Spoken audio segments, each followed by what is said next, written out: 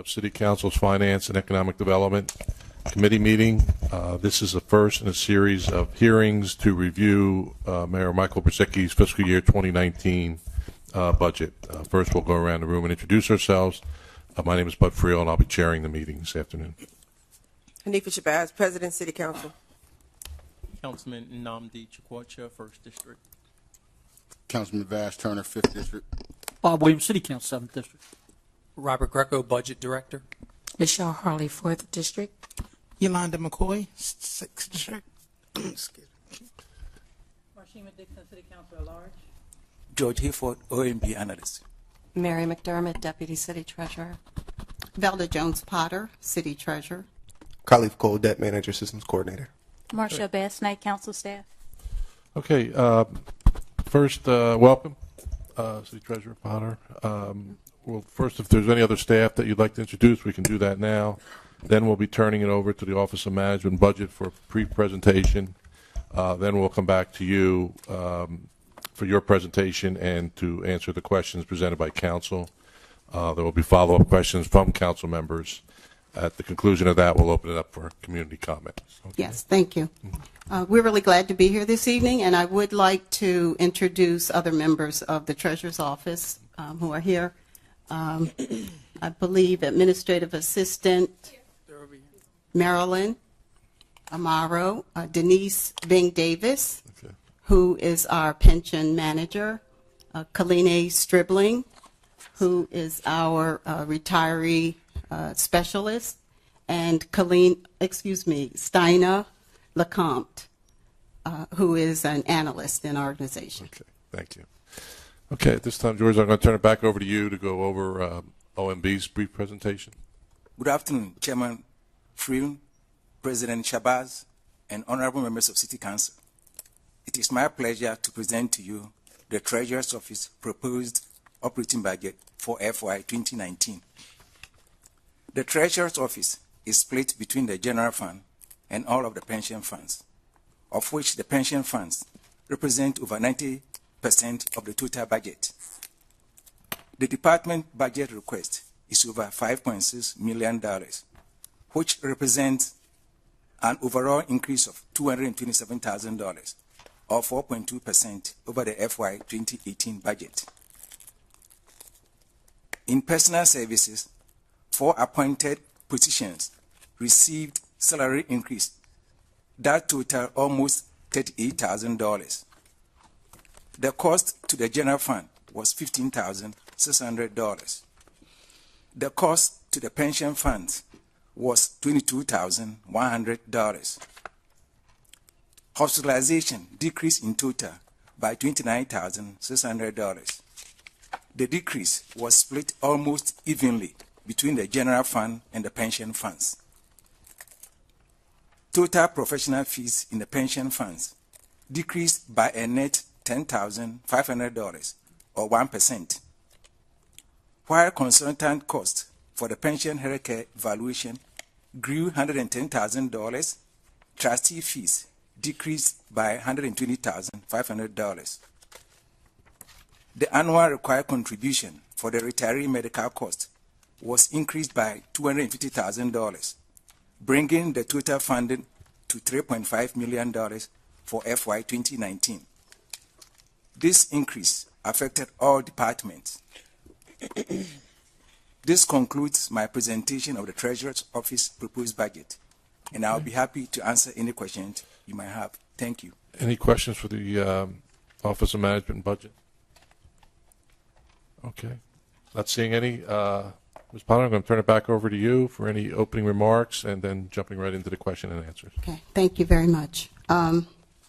We are glad to be here this evening, and thank you to Chair Friel and also to members of council and to the public. We are going to review with you this evening the Treasurer's Office organization, share our vision, some highlights from areas that we focused attention on and accomplishments over the past year, and our personal services and professional services, MS&E, fiduciary funds, which are our pensions, and the city's cash position and debt management, all our responsibilities within our office. I'd first like to share with everyone here, and particularly with the public, a perspective on where we fit into the city government.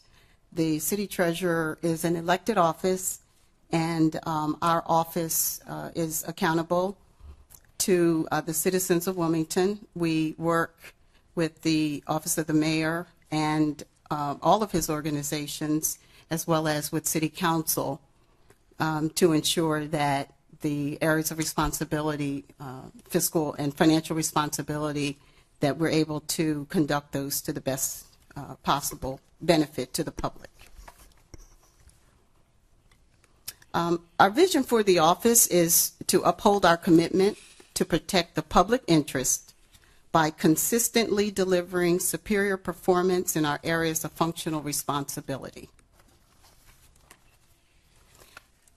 And to do that, we hold ourselves accountable to a few overarching performance measures. First and foremost is our ability to safeguard and control the financial assets of the city. There's no greater responsibility that we have than to protect the city's and the public's financial assets. Secondly, the accuracy and timeliness of the core and essential functions of our office, many of which are executed on a daily basis, involving but not limited to the disbursements of payments, cash funding to meet all of the city's cash requirements, debt service payments, and several others. And thirdly, cash investments and debt managed according to policy and compliant with federal, state, and municipal regulations. From our basic relationships with banking to our issuance of bonds and our managing of the ongoing debt, federal, state, and municipal regulations and policy compliance is an essential component of our responsibility. For fiscal year 2019, we have several major priorities that we've established to implement standard operating procedures and data management systems. We have, for the past little more than a year since I took office, been very focused on developing standard procedures for operating within the office, developing, documenting, and implementing them, particularly in our disbursements area and debt management, and employing technology and data management systems so that we are better able to forecast and provide insight for financial decision making. We are established as a priority to improve public access to information. The monetary transactions and financial responsibilities of our office are significant. A single debt issuance can be upwards of $30, $40, $50 million. And we believe it is essential that the public have access to information regarding those transactions and their commitment of tax dollars. We are committed to streamline the pension application process and improve access to information, including online tools. That is aimed at better servicing both our employees as they approach retirement and enter that application process, and retirees who we also continue to serve. And implement community engagement initiatives to increase financial knowledge, economic empowerment, and consumer protection for residents.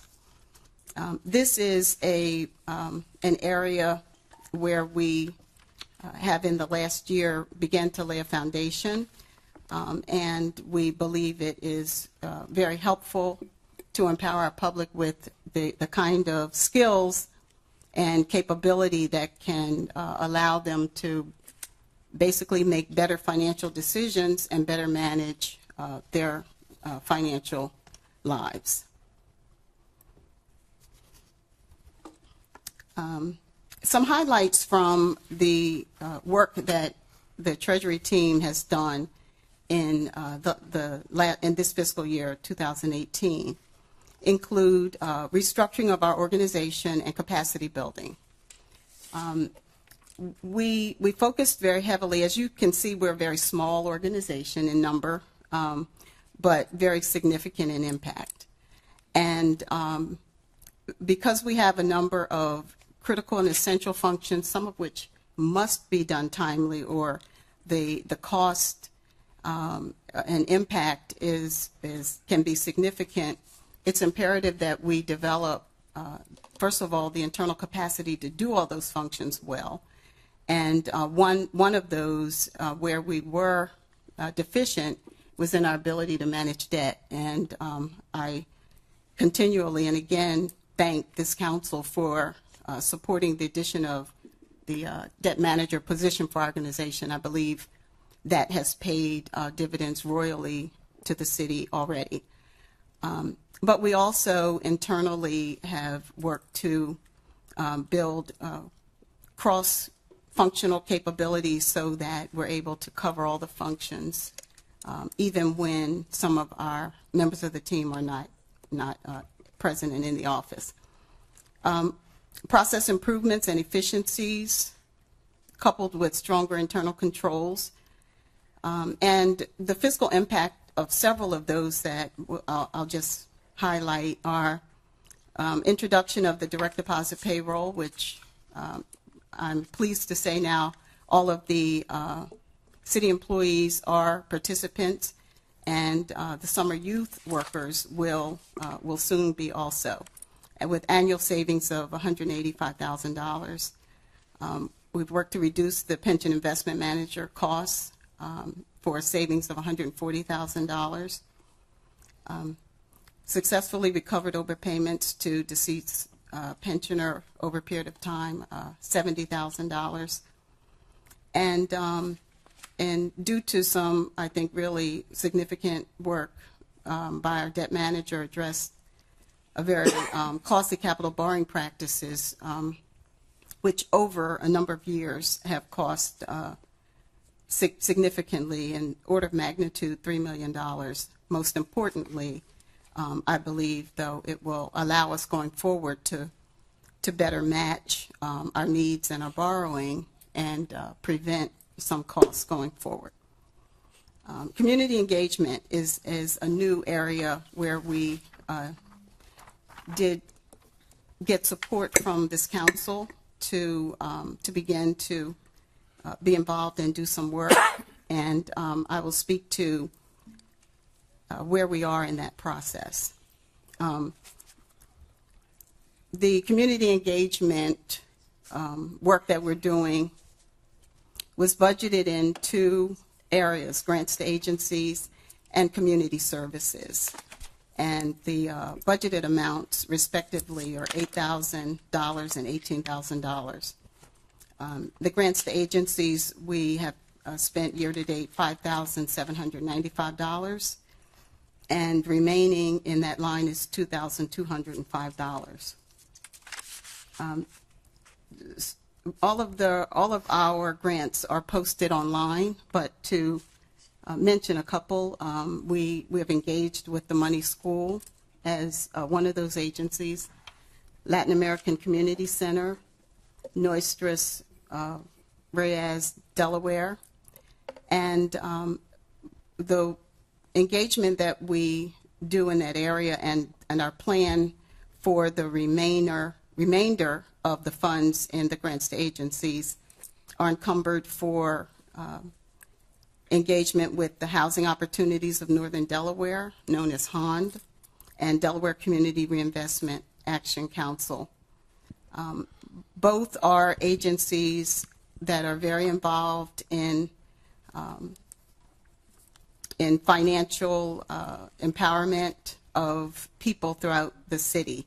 HOND in the area of fair housing and housing foreclosure assistance and credit repair, credit building, and the Delaware Community Reinvestment Action Council in its grassroots activity in really helping to reach those individuals who are unbanked and ushering them in a very hands-on way into the banking system and into the financial system so that they are able to develop some confidence in that arena and establish at minimum a foundation. The community services area, we have year-to-date spent $667. We have $17,333 remaining in that account. And that is because most of our initiatives in that area will take place in the spring and summer months. We are largely partnering through public-private partnerships to enhance and bring greater financial education, consumer protection, and advocacy to residents of the city. The Signature program is a citywide financial education initiative for youth ages 13 to 17, and that's called the Smart Savers Program. It's a partnership with Del One Federal Credit Union, where young people are introduced to and are permitted to establish a banking relationship. And through incentives are inspired and motivated to set goals to, we educate them on budgeting and making good decisions, all aimed at saving. And so it starts in April and it runs through August. And MOVE LLC is a subcomponent of that targets specifically girls in similar ages, 14 to 18. Studies show that girls are later to, to sort of navigate toward financial and mathematical opportunities, and MOVE LLC works to introduce them to that at an early age. So we will be partnering with them. And I mentioned the financial capabilities, coaching, and counseling with HOND. Our 2019 allocation for community engagement is at the same level. We have not requested an increase, and we will look to replicate the community engagement initiatives in this year, in this future year.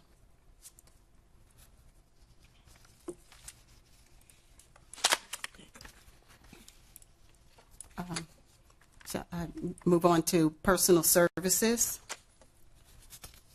And if you're following along with the questions as given from council, that answers question 2 for community activities.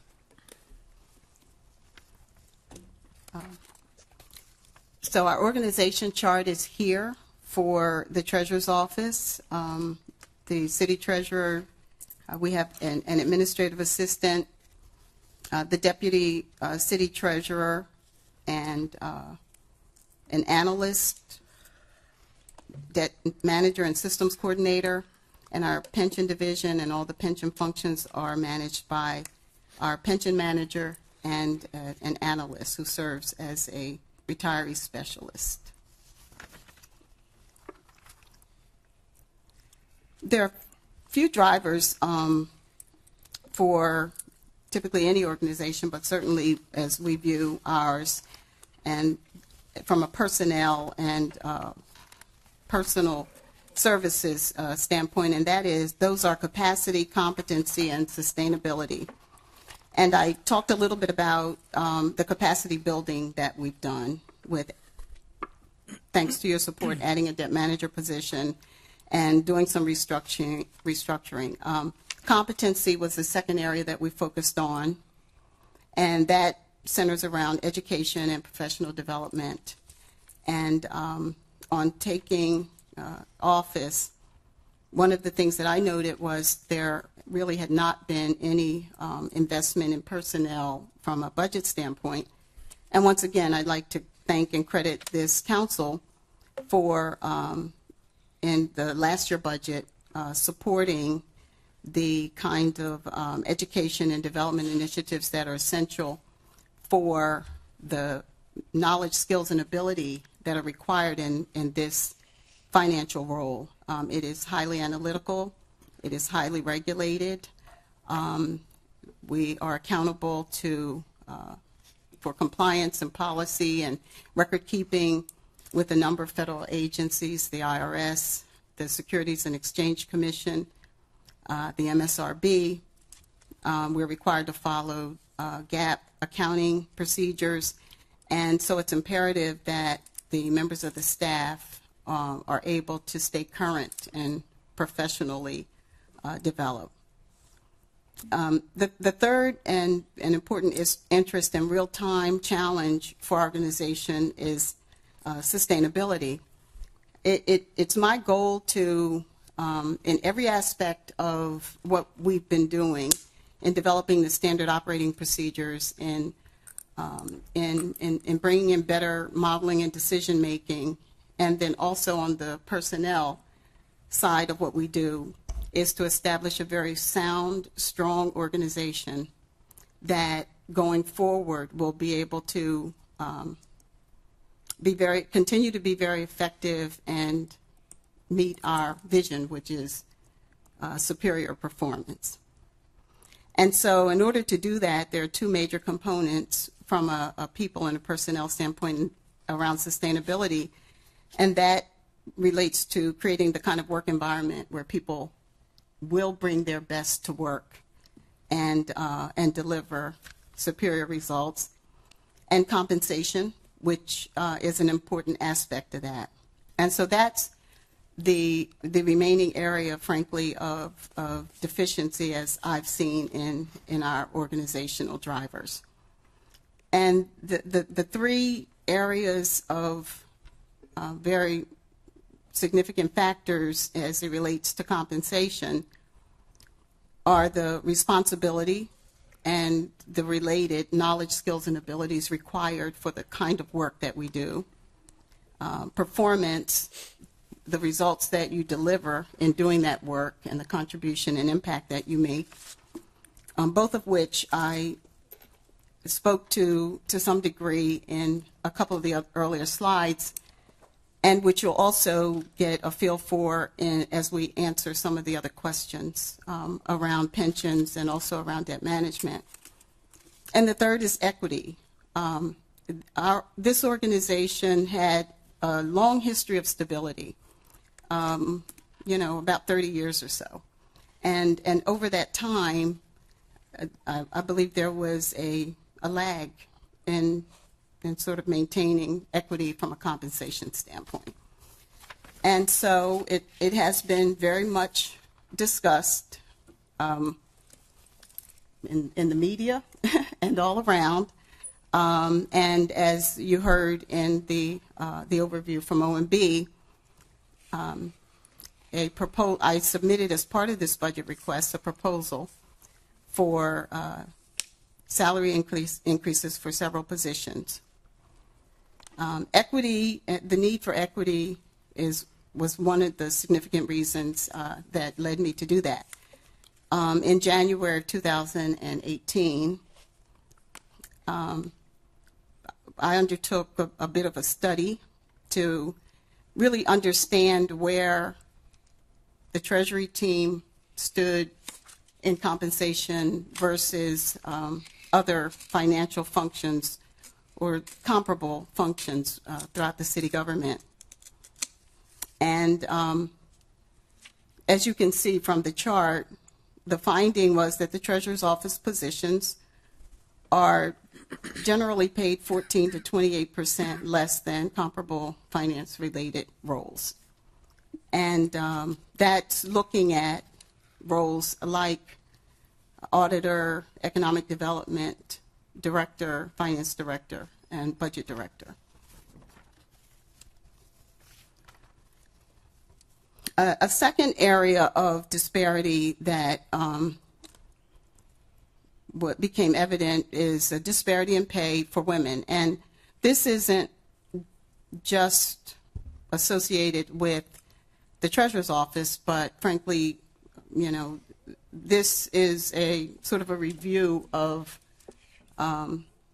citywide, sort of across the city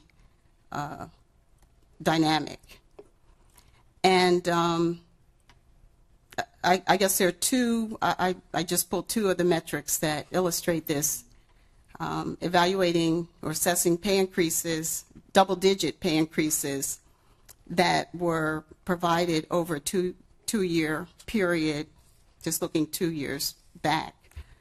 94% of those increases, double-digit increases, were given to men, and 6% to women.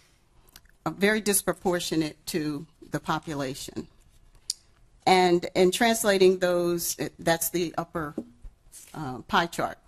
The lower bar graph shows sort of a translation or mapping of those to the actual dollars that people received, men versus women, so to speak,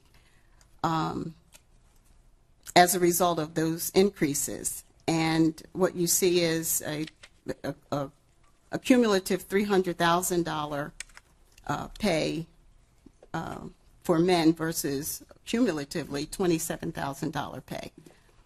And that translates into 11 times more for men in their receipt of pay than women. On an individual dollar basis, on average, there was essentially a $9,000 difference. I mentioned that there had been considerable coverage of this subject, and the News Journal provided a fair amount of that. And so I found that one of their publications really illuminated the issue. And if you just sort of walk through, the police chief, $160,000, which is a $49,000 increase, 31%. The finance director, $130,000, represented a $20,000 increase at 15%. And then if you continue on, you'll see, just sort of looking down the far right hand side of the chart, that salary increases range from 13% to 31%.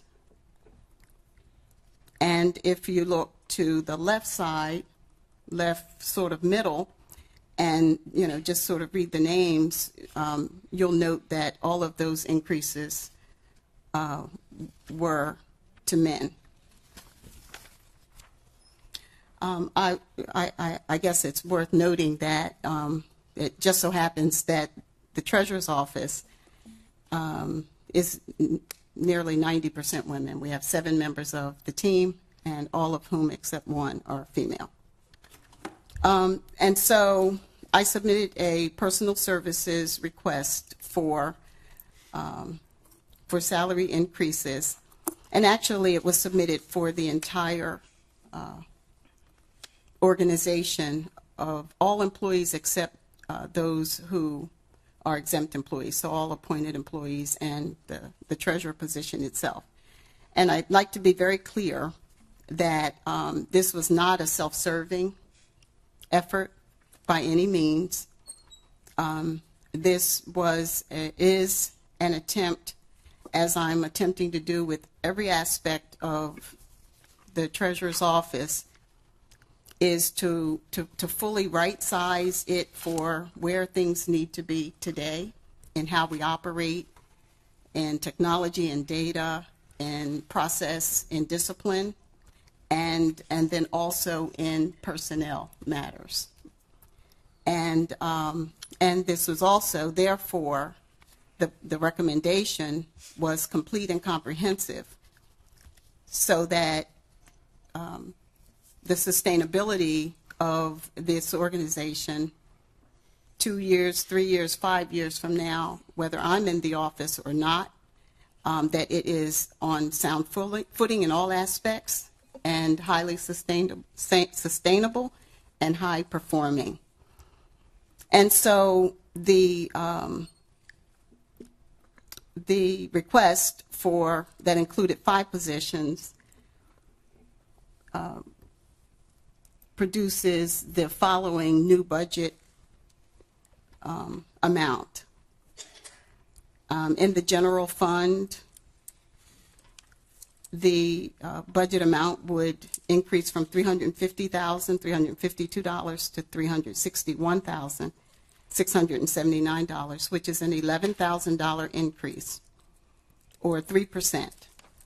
And in the pension fund, from $473,878 to $492,440, an $18,562 increase, or 3.7%. And so overall, an increase for all 5 members that were part of that proposal is a $29,889 increase, or 3.5%. And I would ask you to reflect back on the table of increases that we received compliments of the News Journal, and on the far right-hand side, in comparison, the percent increases were significantly higher. They range from 13 to 31%, if you will recall. And so that's what's behind the request for the salary increases and the personal services budget request for the Treasurer's Office. Mr. Chair. Oh, I'm sorry. Mr. Turner. Thank you. Treasurer Potter, how much did your staff contribute to the savings all the savings that you put up there? Direct deposit, $185,000, $140,000 for reduced the pension investigation. The pension, $70K for the overpayment, retrieving that back, and also the $3 million costly capital borrowing. How much did they play a part in all of those things? Those were all direct efforts from the Treasurer's Office, for which we were primarily, if not in most cases, solely responsible. Obviously, the direct deposit, payroll implementation, human resources was certainly involved with that. But the impetus for it originated, and frankly, even the legislation, thanks to the support of Councilwoman Harley, was initiated out of our office. And the others as well. The $70,000 was a recovery of, again, I think a fairly highly publicized 20-year period of payouts to a deceased pensioner that was discovered in, I believe, June of 2016. And I became aware of it once I got on board, we just sort of jumped on it and were fortunate enough to recover all but about $480. The pension investment manager costs, Mary McDermott could probably speak to that much better, but because she's been involved in that work over a period of years. But we've continued to just look for ways to reduce outside consultant and manager costs and manage our pension investments more optimally. And the capital borrowing practices is, I think with this current bond issue that's imminent, and over the 10 months prior to that, we really focused an effort on analyzing what our debt portfolio looked like, what our cash on hand is, and how we've been marrying those two up. And out of that, we identified that we've had a costly practice. And the more and better we line those things up, the lower interest payment costs our taxpayers will realize. And so just quantifying what that has cost us over the years is what that number represents. But as I said, more importantly is as we, work together to better align them, it'll produce that kind of savings over years going forward. May I continue? Treasurer Potter, this is your first term as treasurer, correct? Yes. And in the previous, a lot of your staff came over from the previous person that was there, correct? Yes. Mm-hmm. How much during this process of you getting all this, the savings for the city, how much did their job change towards what they previously may have been doing? Like their roles, did their roles change during this process than it was previously? I think so, but maybe Mary can speak to that a bit. Can we hear from Mary? Mm-hmm, sure. Good afternoon. My position changed dramatically. I was promoted to Deputy City Treasurer from the pension manager position. I'm involved still with the pension management to some extent, but Denise Bing Davis is the pension manager. We have two analyst positions that came from the old administration and are still in the same positions. We have a new DEP manager. We have a new administrative assistant, so it's kind of half and half. But it's been very interesting, and especially for me because I've learned so much more in other areas that I really wasn't involved in that much before. But I think it's good because we can all facilitate and help where you do have expertise and where you're still learning. So it's been very good for me. And I would add also, an example is the administrative assistant is not your typical administrative assistant role in that, yes, she does administrative and office support work, but she's also very heavily involved and in many ways serves as a backup, not even a backup, she does a lot of the day-to-day activities. In our disbursement process, in our check distribution process, she's a custodian for the check signing plate.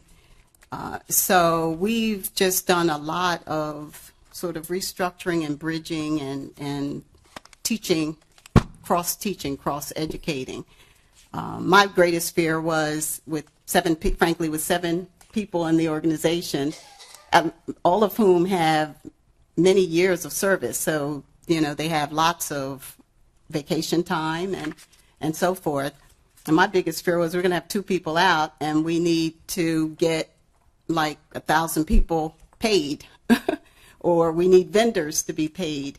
And so to ensure we had the ability to transact those essential functions, wire transfers that have to go out. So I'm very confident that we have well-established ability to do that. Ms. Oliver, do you have a question or a comment? I was just going to ask, is the presentation over? No. I thought the slide was still going. That's why I was. Is it over? This is a little different than the previous one that we did in the fact that she's incorporated the questions into her slides here. Okay. So I just told her to go ahead and do her presentation, and she'd be answering the questions as she went along. And that completes the sort of the front end piece that I had. Mary will then pick up here and cover the pensions and cash position, and then Khalif will end with debt. Can I just say something real quick? So basically that part of the presentation covered question number 1 or question number 2, Chairman Phil? Right, and they covered their organizational chart. That's fine. Okay, all right. All right. Mr. Williams, do you have a Thank you, question? Mr. Chair. Madam Treasurer, you stated that all the employees are now on board with direct deposit. Can you give me an update on where we stand with pensioners and how aggressively are you seeking to get pensioners on direct deposit payroll? Thank you for asking that. Yes, we have not transitioned pensioners as yet. We have offered, as pensioners, as employees retire, they all go on to direct deposit, and then we offer and make available to any retirees. That was something that was right on the verge of happening when I came in, and frankly, I put the brakes on it because I was just very concerned about, a population who doesn't have as much access maybe to computers, maybe not as comfortable with it. And so I wanted to be sure that we did a bit more hand-holding, that we were just more thoughtful in when we do that. But that is something that is on our short list to do. But we're going to do it very, very carefully and very thoughtfully. Appreciate it. Thank you. Mm-hmm. My turn. Good afternoon, Mr. Chairman, Madam President, and council members. I'm going to be reviewing the next questions number 3 through 7, which include discussion on the budgeted professional services, the health of the city's pension fund, and the retiree medical program, and the cash position as it compares this year to last year. So first, professional services, the question was discuss the $1.1 million budgeted in professional services across both the general and pension funds.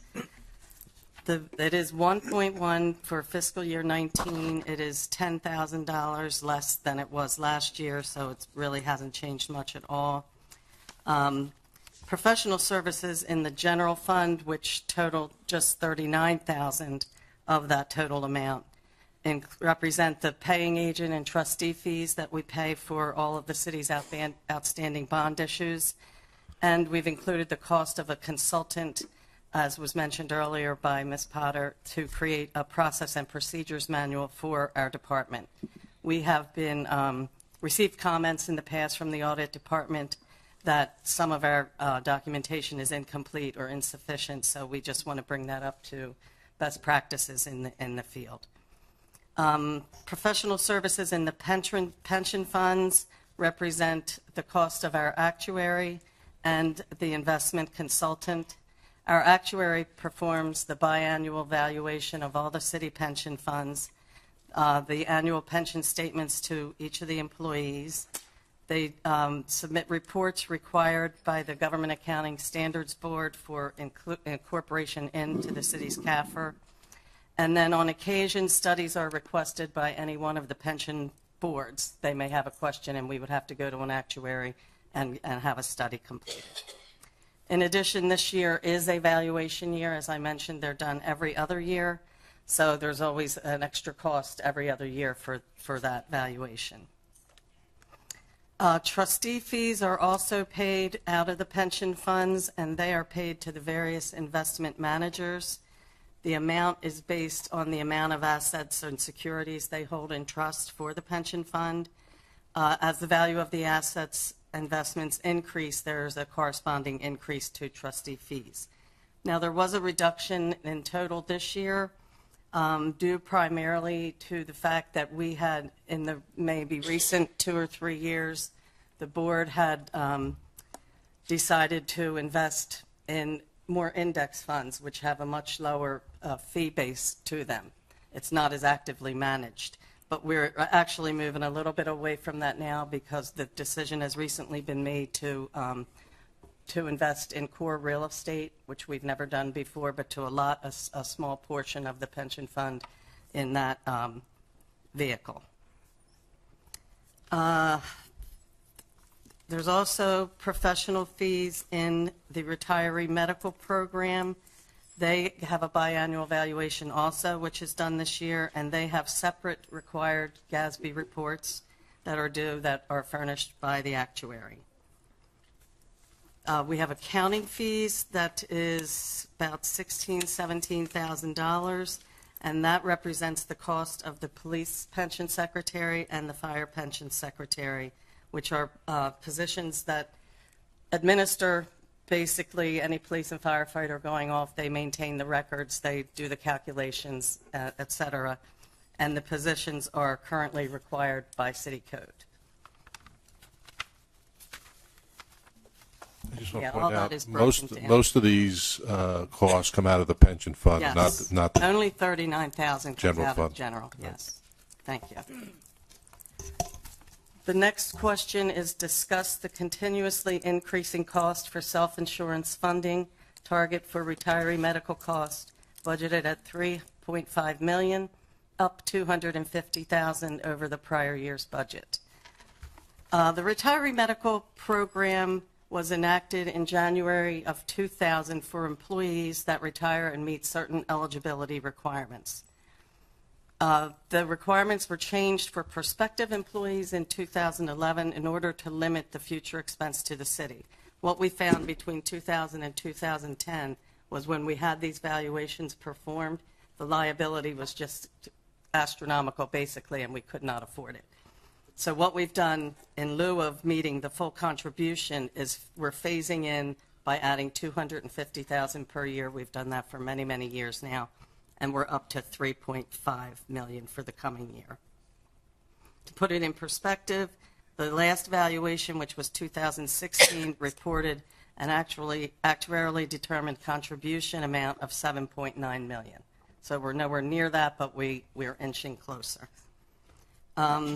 The unfunded liability in that plan or program was reported at $41 million in 2016, down from $101 million in 2014. And my feeling is that because of the changes we made in 2011, the result was exactly what we wanted, was to make the plan more sustainable. And the plan is projected to be fully funded by 2034.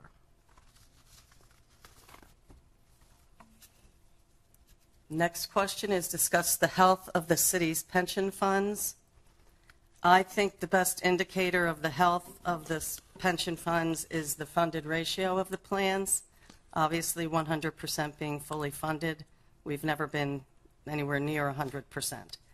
But over the last 3 valuation periods, our funded ratio has increased by 12% for the non-uniform plans, which are now over 70% funded, and an average of 7% for the police and fire plans, which puts them in the high 50%, which a few years back was well down in the 40s. So we're trending in the right direction.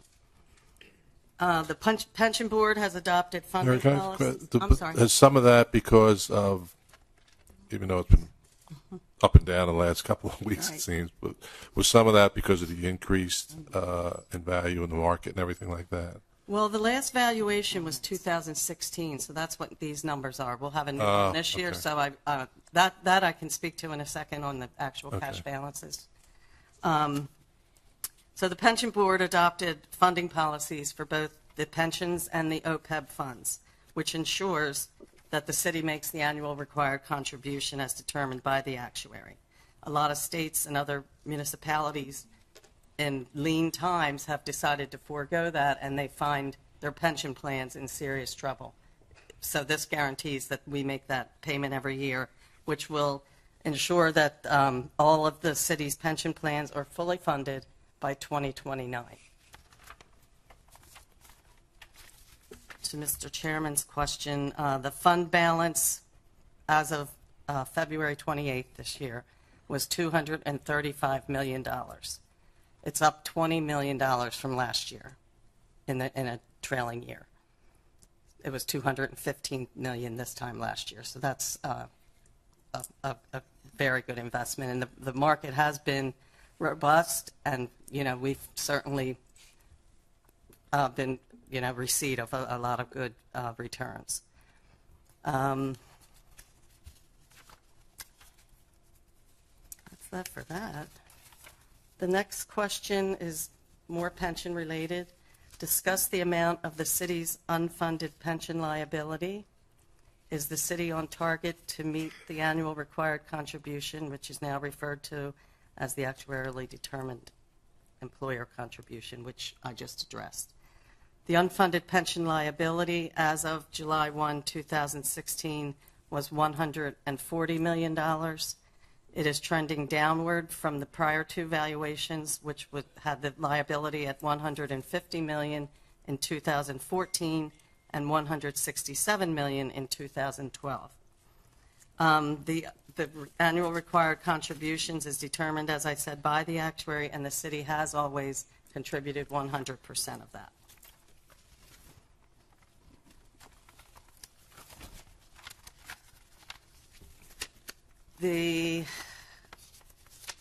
How has specified the amount of the annual required contribution that has been funded the last 3 years. Fiscal year 18, it was $19.7 million. Fiscal year 17, it was $18.3 million. And fiscal year 16, $18.7 million. Fiscal year 19 is at a rate about $18 million, so it's actually gone down just a little bit. The next question was, how does the city compare with the county and state for unfunded pension liability and the ARC? We have included those figures on that chart there. They're just numbers. I can't tell you how they compare because I'm not certain of all their participants or their other expenses and all, but the information is there for you. And if you have any questions, we can certainly make a call. If you have a specific question, I can call the state or county and get more detail on that. Next question is provide an update on the cash position compared to this same time last year. Last year in 2017, we had cash on hand of $20 million, our budget reserve of $15.4 million for a total of $35.5 million. 2018, we have $33 million cash on hand, a similar amount, $15.5 million, and the budget reserve for a total of $48.7 million.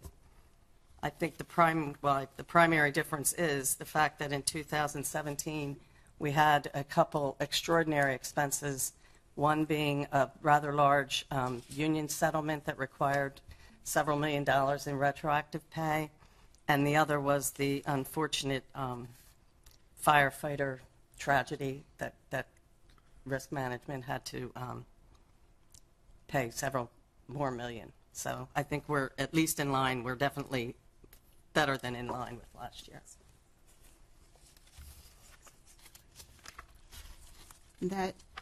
That completes the pension and cash section, and Khalif Cole will review the debt management if you'd like us to proceed. I believe we're at question 8. Is that correct? That's right. Any questions? Okay. Good evening, Mr. Chair, Madam President, honorable members of council, and the public, members of the public. I'll be speaking to you all about the city's capital borrowing and debt management for the fiscal year 2019. Excuse me, did he identify himself? Oh, Khalif Cole, debt manager. Sure. The most material impact to the operating budget that the debt management and capital borrowing has is on the annual debt service. So I'll be speaking to the debt service and the city's outstanding debt balance. Our portfolio as a city is made up of our general obligation debt, which we engage in typically biannually to fund our biannual CIP, our capital improvement program. That includes general obligation serial bonds, our SRFs, which is our state revolving funds that we engage with the city at lower interest rates than typically our general tax-exempt bonds. Our capital leases and other short-term interim financing, such as our bands, our general obligation bond anticipation notes. So we'll take a look at some of that. To the question, I think it was the city's debt service for fiscal 19 and whether or not we are below our statutory limit of 17.5% for that debt service. But what you have in front of you here is a comparative for our existing schedule of debt service and some assumptions for our upcoming issue, our Series 2018 bond issue. I won't go into too much detail about the current deal as we need to be uniformed in how we speak to the market on some of the specifics. But it does include some permanent financing for our 2017 ban, which was issued for $6 million for street paving. It includes savings due to the refinancing of one of our callable series. It also includes some assumptions for subsidizing the payments with our existing capital proceeds that are in the city coffers. I won't go through each of the items. The most material here are those for the general fund and the debt service. So the general fund is what is subject to the statutory limit, the 17.5, and that is principal and interest. We're looking at 13.8, which is up from last year. Our general fund debt service last year was 11.9.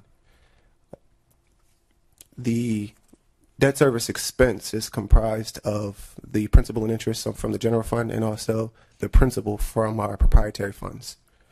The interest from our proprietary funds, the principal on which is accrued, not expensed.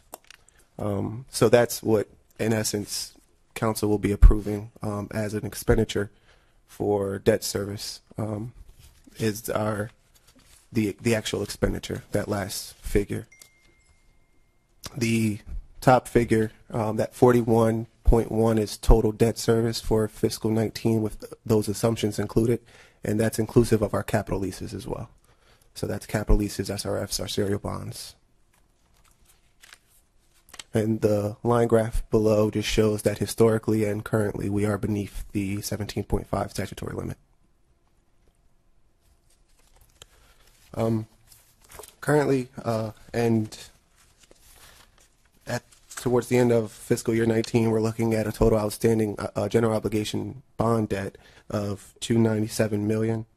That assumes the new issue, the 2018, and also a principal payment of around 30, somewhere order of magnitude, 38 million.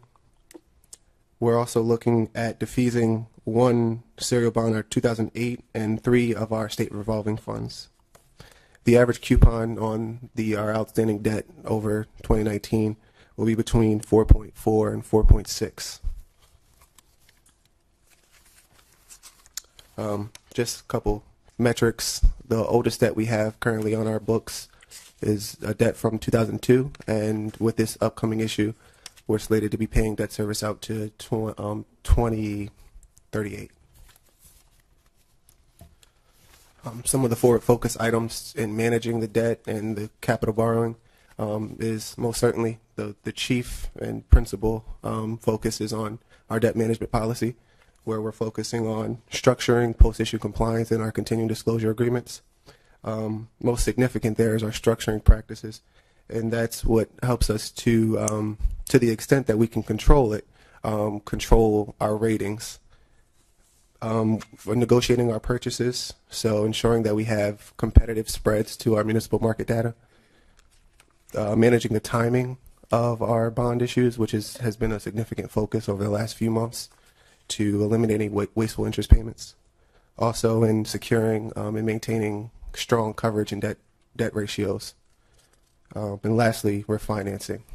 I think it's safe to say that whenever we can refinance to secure present value savings for the city, we will strive to do so.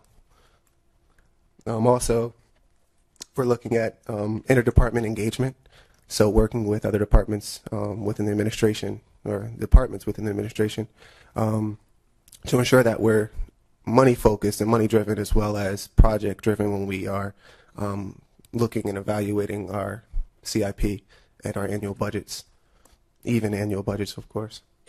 And then also generational equity. We want to make sure, especially with the health of the utility fund strengthening, where we are able to do some cash financing, that we make use of that so in the areas that will not have us pushing our debt to our future generations to pay, and also, vice versa. And then ultimately, technology and data as well, we're focusing on. We've done great work in the technology that council approved last year for tracking and managing our debt service payments, forecasting out years to come. We're now focusing on putting some more attention on our cash, on our proceeds, and on the capital project level itself. And then ultimately just making some strong data-driven decisions around debt. Thank you. Okay, did that cover it? Question. President Shabazz? Thank you. You said that our oldest debt is 2000 and goes back to 2002. Right. But you also said that we have a forward funding of current debt that would take us to 2038. That's right. And what series was that? Or what bond were you referring to that would take us? Or To 38, yeah. our upcoming series, Upcoming 2018. series. We usually structure a maturity of 20 years. Okay. So it's 2018, 20 years will be 2038. I wasn't sure if it was one coming or one already issued. Oh, I see. On the books currently, we're out to 2037, of course, because we had the refinancing of the 2017. Mm-hmm. Thank you. All right, I want to go ahead and open it up for questions from council members or comments before I turn it over to the community. Ms. Oliver? Yeah, I had a question. We said you was thinking about purchasing core real estate. I missed that. What was The could you answer pension that? fund is diversified. We purchase stocks, bonds, all various different types of stocks, and there is also a core real estate investment vehicle that you can buy into, basically. And it's not little strip malls or anything. It's large malls in Dallas, New York City, or various real estate items. But the pension board does that, makes that decision. May I continue? Sure. Thank you. Do you have any minority firms managing pension funds? Yes, we do. How many? One for sure. I'm not sure if Yes, there's two. One for sure that we've had probably well over 25 years, and they're one of our best performers.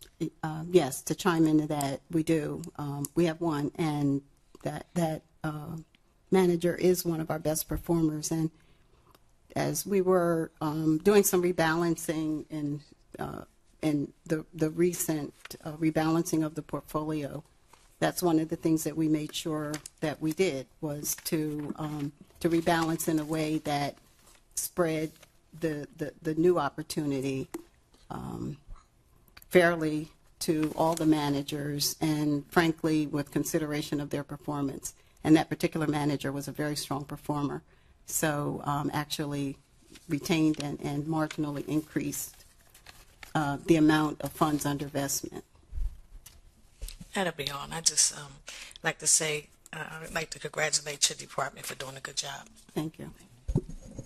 Mr. Chwalka? Thank you, Mr. Chair. My question was about the interdepartmental engagement. I know there was the one time that the software that was purchased or with the finances. That what you were speaking of? Yes. Okay. Yeah. Appreciate it. Thank you. Okay. Yeah. That's software called Simpro. And kudos to the finance department. They did a great job in working with our debt manager. It was a real nice team effort to get that in place and up and running. But the finance department did a great job in driving that. Thanks. Other question, Mr. Guy? Yes.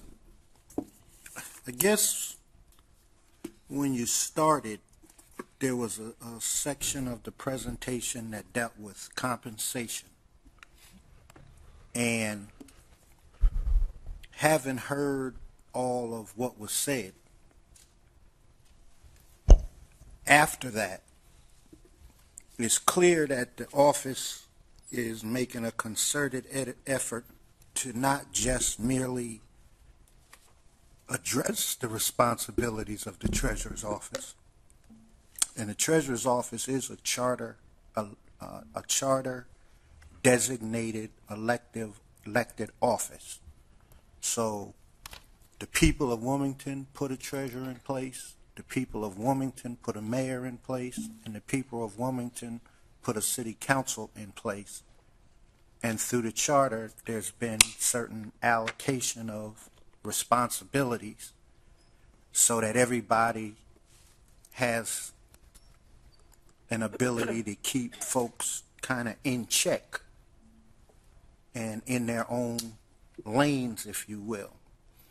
And so, having heard your presentation, it seems apparent that your office is really trying to, I guess, raise the bar in meeting the responsibilities of the treasurer's office. And sometimes you can make an effort like that and not get improved performance.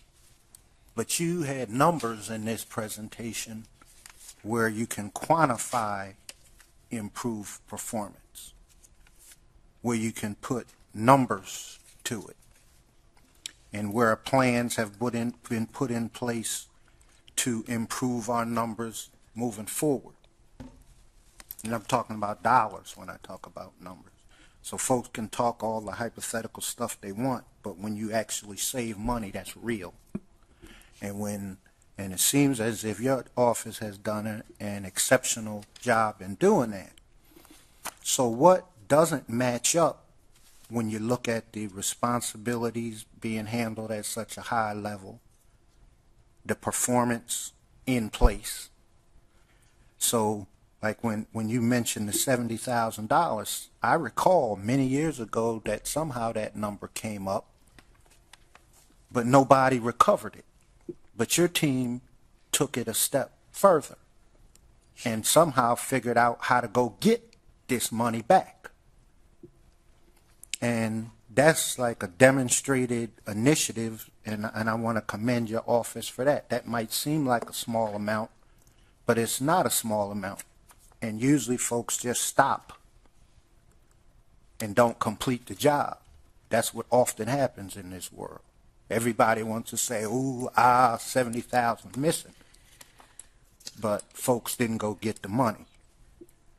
So when we get to that equity part of your presentation, when you made that compelling presentation of information of all of these men getting these gigantic, monstrous increases, some of them got increases and hadn't worked a day in the city of Wilmington. So when I look at you as a treasurer who was the state treasurer, and I know you were the finance director for the city of Wilmington, it's extraordinarily strange to hear folks questioning pay increases for you and your department in the amounts that were presented. But what I find extra outrageous is that the administration took the budget that you presented, and it's the second time in a week that I'm saying this. There's a pattern emerging where you're presenting information to people and people are withholding it from getting to the city council members. So today, you gave information for your planned budget, but that's not what we received. We received a portion of it. And folks got to stop doing that, and they got to understand that, you know, it's a new world that we live in. And it's always said on this city council that there's more women on city council than ever before. And there's also more black members of city council than ever before.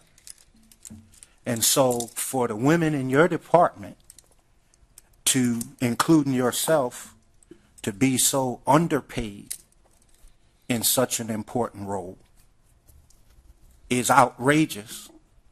And I'm of the belief, given all that's been said on this council floor for the last year and a half, that there's enough folks sitting here that hopefully won't continue those old ways of, if you're a woman, you're worth less than a man. And if you're black, you're worth less than a white person. That's the old ways. That's supposed to be over with. So I didn't hear anything that you presented that was inappropriate with respect to advocating for the compensation for the people in your department and for yourself. And it's outrageous for giving all of the money that the mayor wanted to give to his people. Half of them, it seemed as if didn't have any background or performance that you've presented. For him to publicly, and his chief of staff, to try to undermine what you presented is totally inappropriate. So I'm hoping that folks that talk, we're going to see how they act, because you've proven the responsibility, you and your staff, you've proven the performance, you and your staff, and now it's time for you and your staff to get some equity. That's all I have, Mr. Chairman. Okay, before I turn it over to community, any other comments from council members? Ms. Harley? Thank you, Mr. Chair. I just want to first of all thank the Treasurer's Department for a awesome presentation. It was sound, it was easy to follow, and especially around the organizational restructure, the process improvements, and those fiscal impacts. They're huge. The 185, the 140, the 70, and then the 3 million. That is awesome. And I really want to just say, I think it is commendable what your department is doing for the city, and it definitely should be underscored. And secondly, the community engagement. I don't know if this is something that has carried over or not, but I'm pretty impressed with the Smart Savers program that you are initiating, that's citywide for the youth between 13 and 17. So those youth that are now going to be getting this summer youth jobs, they will be able to have some information around saving, how to better utilize and spend their money. So I just think that is great, and that is a major positive initiative towards supporting our city and our constituents, and not just the children. I mean, you have the HON, the Smart Savers, the MOVE, and then the financial capabilities, coaching, and counseling. I think that's great, and I just wanted to say that. Thank you. Thank you. Ms. Dixon. First, I just wanted to thank you also for everything you've been doing thus far out of your office. I did kind of follow up with my colleague just mentioned also with the community engagement piece. I would love to hear more about what, once they happen in the summer, I know they're happening between spring and summer, but would love to hear the feedback and the excitement around a lot of these projects. More so just because, especially around the topics of the financial capabilities and coaching and counseling, because I think that can definitely be an added piece to what we've been discussing as far as around housing. That could be an additional resource. So I would definitely love to hear more about how those programs turn out after they've been completed. Okay. Thank you. We will do that. What I'd like to do now is open it up for anyone from the community that would like to speak. Nadine, please come forward and identify yourself.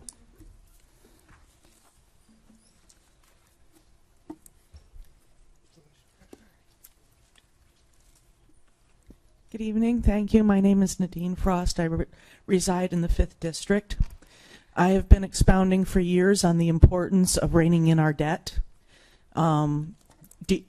reducing it, restructuring it, getting the debt service under control. And Khalif, it is Khalif? Yes. Yes. Congratulations on a job well done. Thank you. You hold one of the few positions in government where you can actually justify your paycheck because you bring in more than you spend. Is it Potter Jones? Jones Potter. Jones Potter.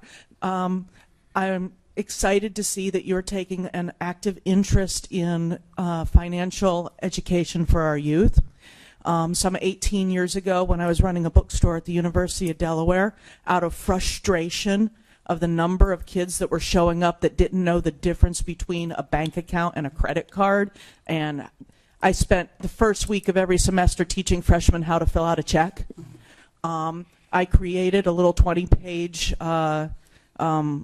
pamphlet geared towards high school students and how to manage their personal finances.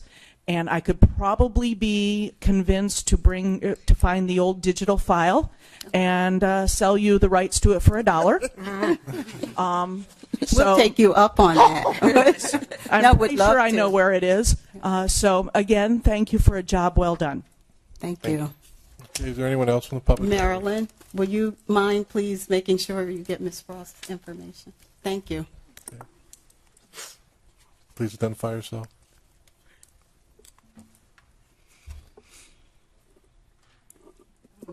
My name is Karen Turner. How you doing, Treasurer Potter? Hello. I too want to, commend you for the job that you've done, and certainly educating the community about what your department does, and to give us a better idea on, what we're reading and what we're seeing. I would like to just ask a little bit about the bond market, because I think it was in your presentation somewhat. Yes. Mm-hmm. And I can remember a couple of months back, you in the news talking about the bond market, and also the comments that the mayor made, also the comments that the president of city council made. So, and I haven't heard anything since on where we are with that. So I don't know whether or not we've gone to the bond market, we're getting ready to go to the bond market, just where we are with that dilemma, because it seemed like there was some tension. So I'm just trying to find out whether or not you've made up or where we are with this, because it's important. Because for me, it was an educational piece about, how much money we had on hand, and then we were going back to the bond market. So I don't know if we have time to do this, but if there are any workshops or anything that you plan on having, this also needs to be taken a step further. Thank you. Thank you. Just for your information, council did pass legislation to move forward with the bond issuance, though we will be doing it a little differently than we've done it in the past, in that we might do some general obligation bonds, but we might also do bond anticipation notes, which is you borrow the money as you need the project and spend it down. But that was done, and now it will go to the bond committee for final approval. All right. Thank you. Any other community members that would like to speak at this time? Is there any other council members before I close it out, Ms. McCoy? Thank you, Chair.